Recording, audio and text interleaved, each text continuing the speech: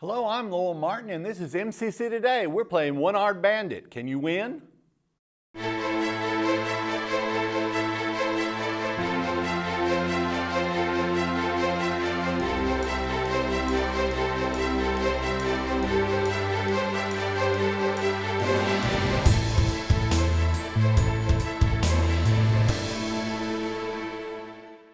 On today's show, we have Dawn Wright, Ann Howard, and Josh Taylor. You're going to want to listen to these. They have a lot of good information.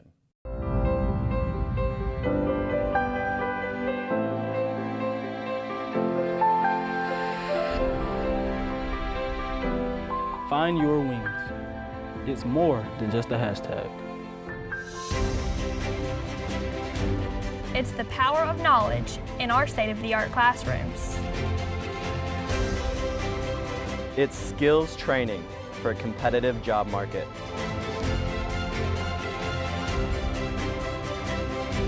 It's the best nursing program in the state.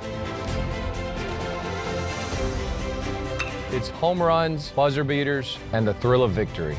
And MCC walks it off. It's not just a hashtag. How do I know? Because I found my wings.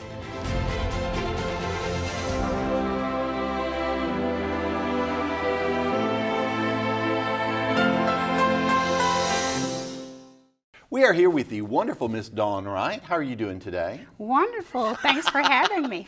You are very welcome. Now, you are a psychology teacher here at Meridian Community College, right? Yes, I am. And you have been teaching here how long? 12 years. Oh my gosh, it seems like yesterday. Because I know Dawn, not only from teaching, but we're on a number of committees together, so we Yes. see each other a lot. We argue with each other a lot, but we have a Definitely. lot of fun. But I wanted you on the show to talk about the importance of taking, I know you teach psychology, sociology, what else? Anything else? Human growth and Human development. growth and development. And many of these classes can be used in many different majors. Like when you finish your two-year university transfer degree here and go on, many students will use psychology, sociology, human growth and development in many different majors. Excuse me, I could not think of the word. That's in many okay. different majors. Why is it so important for students to have an understanding? And I know with just a semester's worth of psychology or sociology, or you're not going to get, you're very broad. You're not going to get into great detail. But why is it important for students to have that kind of class? Well, it is vitally important for students to have psychology class, especially our nurses, because in the nursing profession, when you have to chart on a patient, different patients are at different points of their lives, or different stages of their lives. So if you have a person who is under your care and they are between the ages of 40 to 65, Eric Erickson would say they are in generativity versus stagnation. So we know that treating people holistically is very important. So you're not only treating them, from that medical perspective, but you're treating them, what are they doing in their everyday lives that is impacting their health. Okay. We also talked about just today in class, we went over conditioning and learning on how we are to positively reinforce, how we negatively reinforce people, and how we punish people or offer consequences.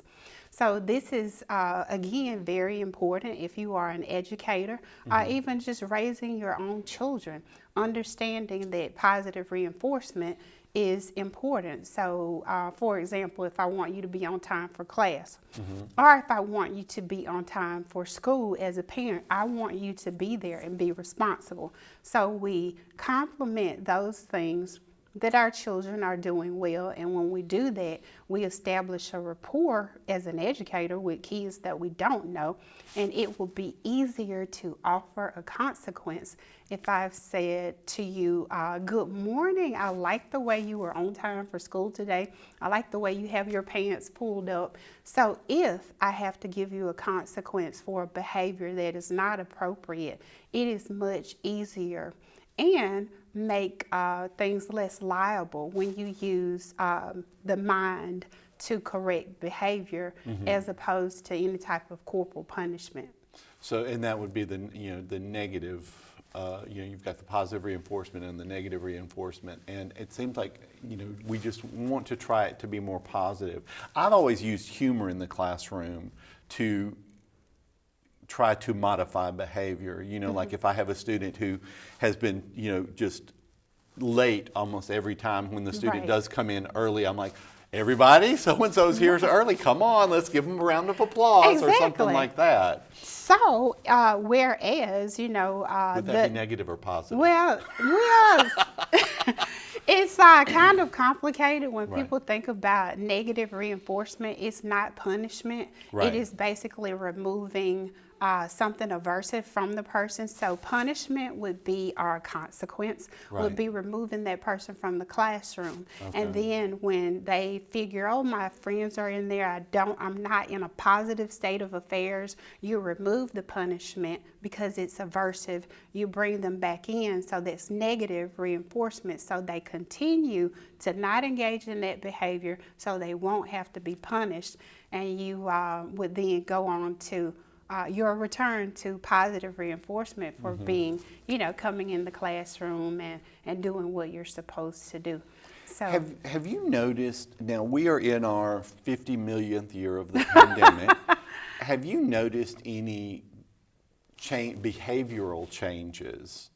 Because, we hear all the time that there are, psychological developments because of masking and because of some of the things that we've had to do. Have you noticed any psychological changes, adverse changes in your students?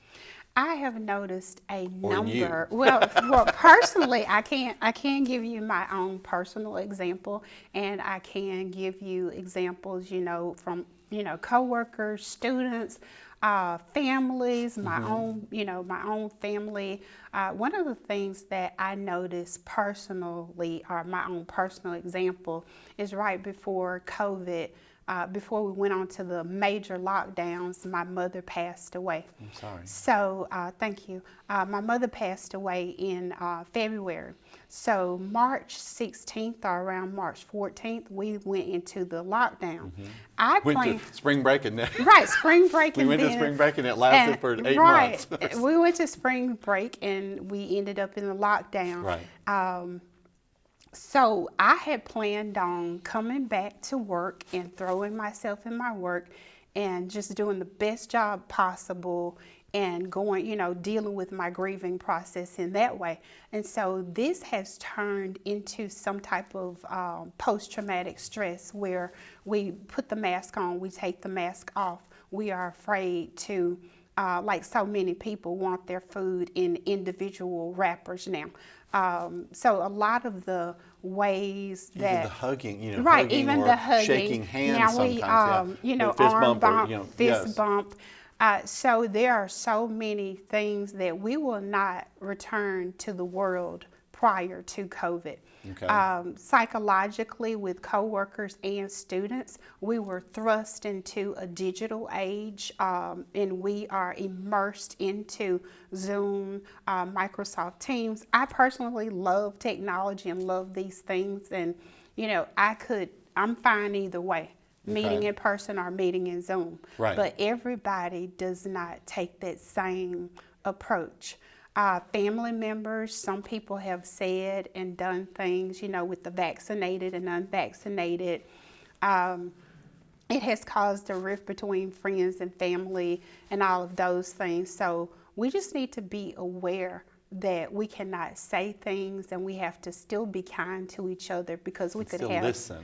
Yes, listen to each other. Listen, even if you don't agree. Yes, because I notice a lot of people, and these are people who I know are intelligent, who I know I respect, and I'm like, I want to know why you have that opinion. Right.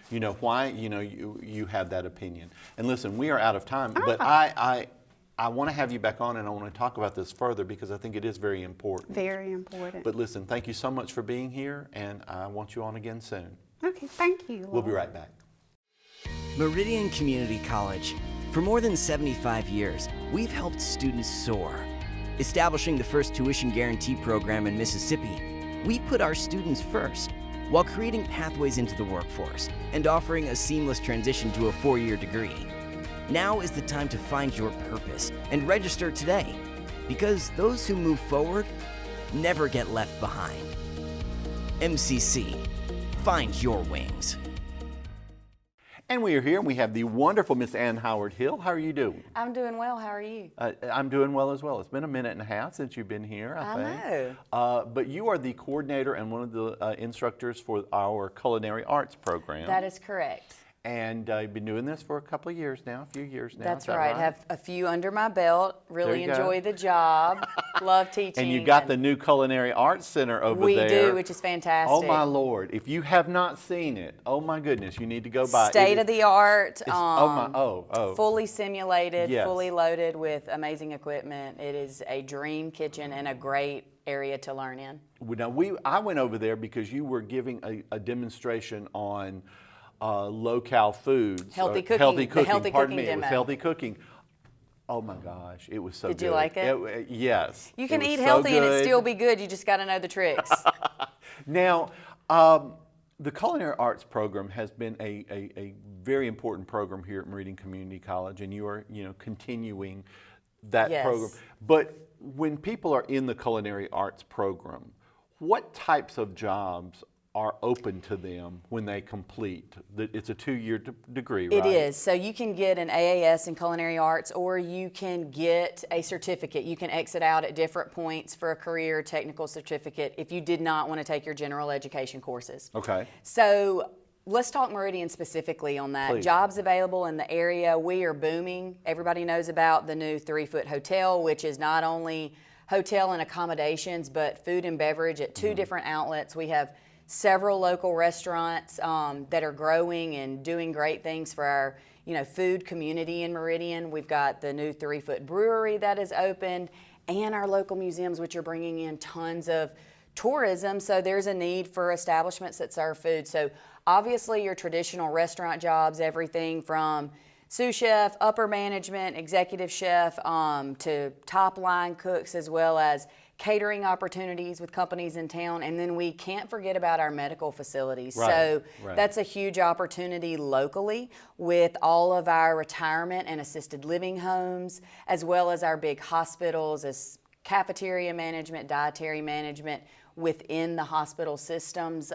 So lots of good opportunities locally, but we are surrounded by lots of places as far as Atlanta, New Orleans, easy access, still close to home, where students can go and work in the culinary industry. Money decent?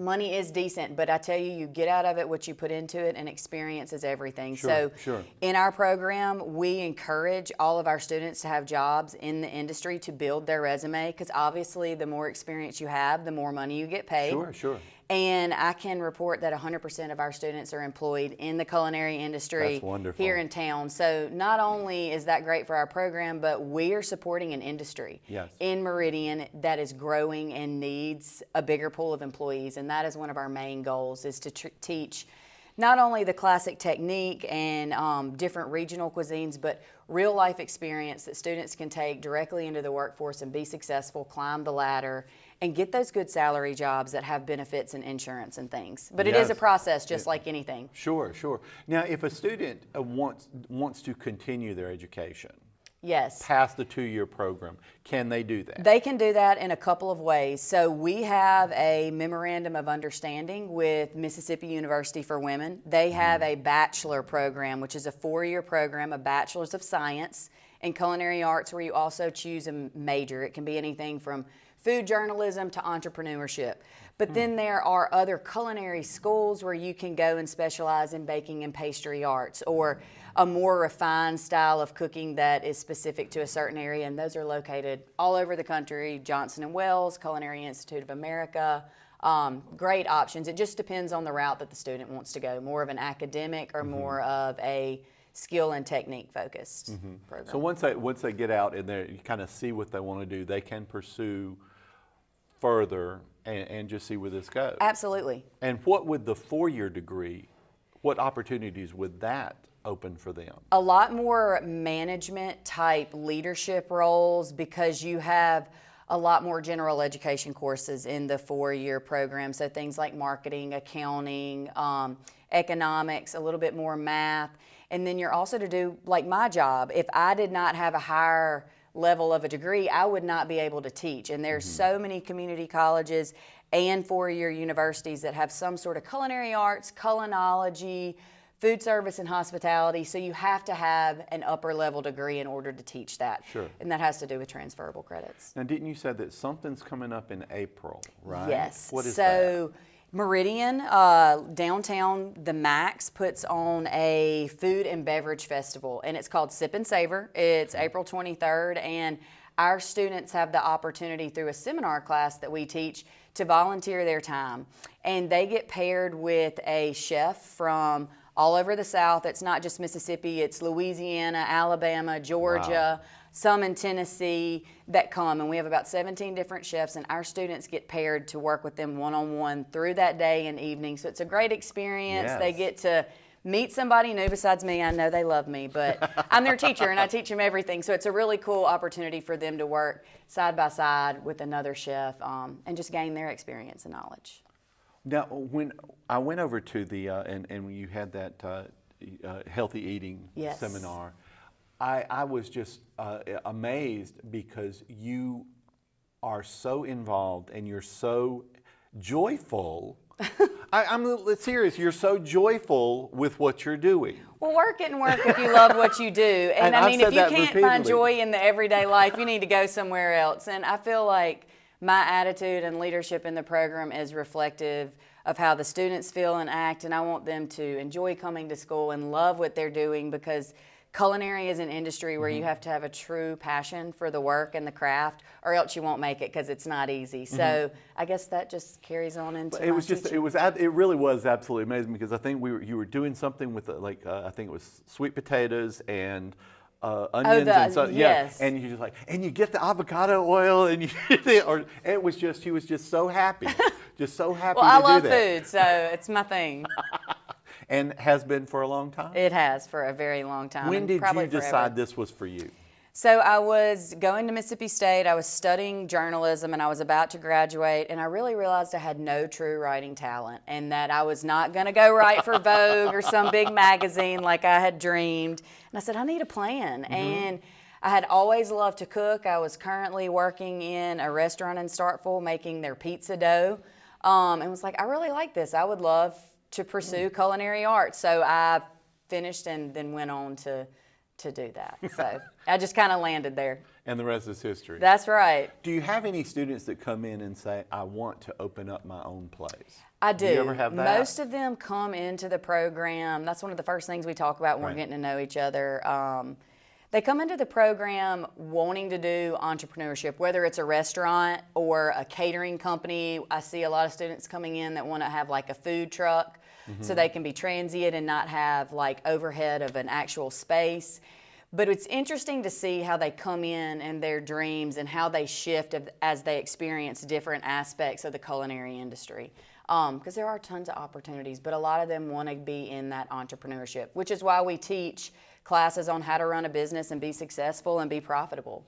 So if anyone is interested in your program, what do they need to do? Who do they need to contact? So they can contact me at our building via email and telephone number. My telephone number is 601-678-3136, and that's my cell, the easiest way to get me. And then my email is ahill14@meridiancc.edu. And you accept how many new students each? We accept 15 a semester, and we've just this spring started taking enrollment in January. We used to only take fall, but we're taking spring and fall. Okay, excellent. So we're growing. It's a good thing. It is a very good thing. Yes. Thank you so much for Thanks. being with Thanks us. for having me.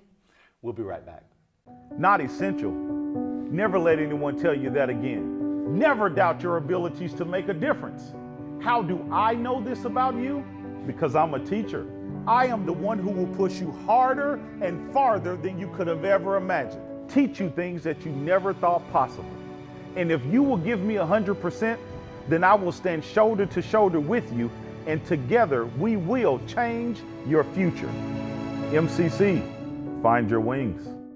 And we are back, and we have with us Mr. Josh Taylor. How are you doing? What's going on? I'm cold. It is chilly. This weather is annoying. It is extremely annoying. Yeah. Now, you are the division chair for the business division. For the business division. Yeah, that's right. But you are the lead instructor and coordinator Yeah, at so all for. Well, I actually teach media production on Okay. campus, and so that's the students that produce the show every week are my The students. wonderful students, and we have to say that or they'll steal my dog. That's right. But I'm joking. But I'm also the chairman Don't for take my dog. the business division, which is a lot of stuff. Right. And we've actually got a lot going on right now. So You do. We've got a lot of moving going on campus. And you're part of this. I am. Because, of course, they're renovating the upstairs of the library building, and they're moving all your stuff over here. Yes. Well, we're kind of doing the same thing. So they're going through some renovations. Just as we move people to better locations, where it makes more sense of where they are on campus. We've had in this building, in the Todd building, we've always had graphic design, Right. cybersecurity, Yes. and software coding. Well, those three have now have new homes in Reed Hall, which makes a little more sense for them to Yes. be down there. Yes. But They are able to spread out some. yeah, because it's the bigger, space nicer rooms. is, yes. And a lot of our other programs that are similar are in that building anyways. But I walked down the other day just to look, because they've just finished moving like within the last week or so. And I walked down the other day and I was like, I'm a little jealous of y'all's rooms. Like, they have some really nice Some really setup down nice. there. Yes. Yeah. Yes. Well, now will your program move I don't down think there? we're moving, because my program is kind of attached to the studio. Well, I was about to say. Yeah, so we can't Would move. we We're get a new kinda- studio? We're kind of here. But for a lot of them, because for so many years the business division in particular has been just spread all over campus. And some of it we can't help, but we're trying to kind of consolidate, just to make it easier for students and parents that need to, where it makes sense of like, oh, I just go to this building. Sure. But some of ours, and there again, we're a funny division, because we've got like our program like media technology. Also in my division is culinary arts. Yes. Who's also on today's show. Right. Which is down in College Park. And then we also have cosmetology, which is down in College Park. We also have childcare, which has been in Reed for a while. So we've always been a little bit spread out. But yeah, those three in particular, they just got brand new labs, new classrooms. Some really nice digs. It's nice. Nice digs. And the other cool thing they have going on, so this is kind of run by it's the networking and the coding guys that are really heading this up, but it's not just their students. Is we're getting an esports team. I had heard that. Yeah, it's Yes. cool. Yeah, so this is, and if you think about this, this is not, we are too old to get this. This is, did not catch it. No. But this is a thing now, and it's really cool. So it's I always tell people it's like any other athletic team on campus. Think about like the baseball team. Well, we're going to have like an esports team, and they'll have jerseys, and they'll practice during the week, and they'll actually compete with other colleges, and it's really interesting. So that's part of the new classroom they got. They actually built them out a space for the esports team. That is going to be neat. Yeah, it's really cool. We're Now, excited about did that. you ever see yourself in charge of? No. And that's the running joke I always tell people. It's like, well, I'm in charge of all this, but I have no idea how any of it works. But it's funny. I mean, I've been doing it long enough now that I have actually picked up a lot of knowledge about like cosmetology that I never would have known before. So as division chair, a lot of what I do is it's almost more human resources based, of just kind of making sure everybody's got the resources they need to do their job properly and all that kind of stuff. So I don't dig down into their particular curriculums that much. I don't have to. Right. But yeah, it's funny, through the years I've learned a lot about like software coding, cosmetology. Things you never thought you'd find out about. Ann Howard gives me cooking tips all the time, and I try to get cooking tips from her when she'll give them. But yeah, it's interesting though. Sure. So, yeah, I don't mind a challenge, and I like working with people, and that's part of what I enjoy about being in media, is because you do kind of get to have these little slices of life from all these other different areas that you get to deal with. So that's fun in my job. Have you seen, now and this has been, I think, across the board, that we have seen so many changes compacted into such a short amount of time. Yeah. But I would imagine just in the business world, and because I know graphic design, I know cybersecurity, I know, there have been monumental changes. Yeah. How do you stay on top of those? Well, and it's interesting because we've seen it from as far as the education industry the last 2 years, right? Where it is just because of COVID and we're just in a different world now. We've seen this major shift, and that's what I see it kind of firsthand, how it affects every industry. And so it's affected how cosmetology operates, it's affected how culinary operates. Luckily, we have people in all these areas that are not only excellent instructors, but they're also experts in their industries, in their areas. So I don't really have to understand it. I can just say, listen, I trust you that you know what's going on in your industry, and they can figure it out. But in your area in particular, what you were media. teaching, the media, you have like things that we never would have thought of, you know, like podcasting or you know, doing videos for, you know, YouTube or, you know, TikTok or anything like that. Do you now talk about that stuff? And show them? So just this week we've been right before we started recording this morning, some of the guys were down. We're working on an intro for a podcast that we're going to start producing, like an MCC podcast. Okay. And then of course we've been live streaming for a while, and you know, especially since Matt got here, we've really kicked it up as far as live streaming all of our sports and everything. But that's not new for media. Media is kind of always evolving. So if you think about, if you got in the media world in the 1950s, even from the 50s to the 60s, it was drastically different, and then from the 60s and 70s. So our industry in particular is always changing. So we get used to it, of just picking up the new technologies and building them in. Is that what drew you to it? Is that one of the things that drew you to it? I think what drew me to it was that I like listening to my own voice. No, I'm kidding. No, I don't know.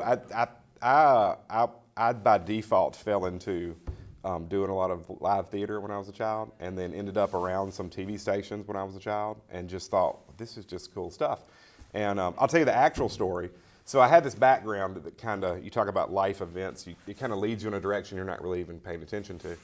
And then at one point in college, I was an engineering major and was not doing well. Okay. The math was just killing me. So I happened to call into a radio station. This was back in the old days when they would do call-in contests. Right. And randomly called into a station and got the question right. And they were like, yeah, come out of the station and get your tickets. So I went by there, and by the time I left, they had offered me like a part-time weekend job. And about that time, I was just sick enough with engineering. I was like, you know what? I'll give this a shot. And here we are. There you go. Yeah. Thank you so much for being on today. I appreciate it greatly. Thank you, Lo. We'll be right back. Since 1996, the MCC Foundation Tuition Guarantee Program has provided students an opportunity to find their potential.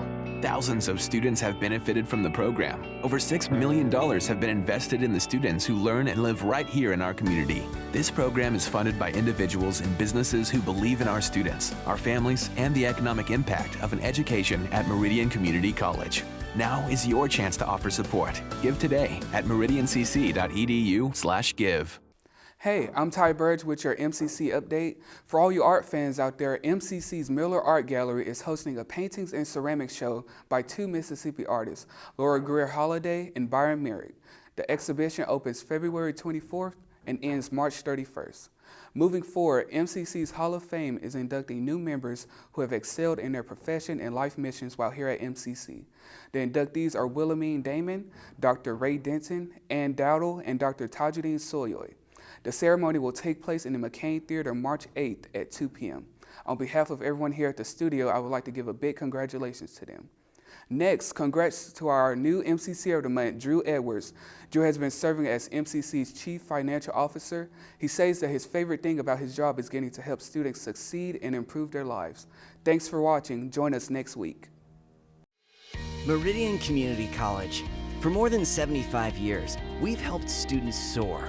Establishing the first tuition guarantee program in Mississippi, we put our students first while creating pathways into the workforce and offering a seamless transition to a 4-year degree.